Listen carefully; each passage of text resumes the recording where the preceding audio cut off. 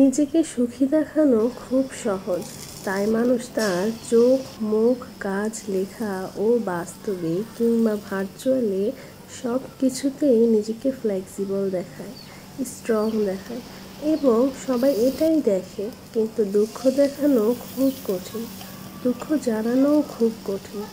দুঃখ সবাইকে বলাও যায় না, মন খারাপের কারণও সবাইকে বলা যায় না।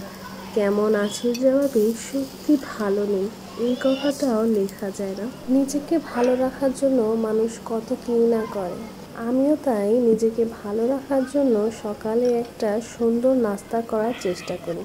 আজকে সকালের নাস্তায় ছিল পাউরুটি, ডিম ভাজি আর 1 কাপ কফি। প্রচণ্ড ক্লান্তি আর একরাশ হতাশা এক সাইডে রেখে আমি আমার সকালের শুরুটা খুব সুন্দরভাবে কাটাই, তাহলে আমার দিনের শেষটাও খুব ভালো কাটে।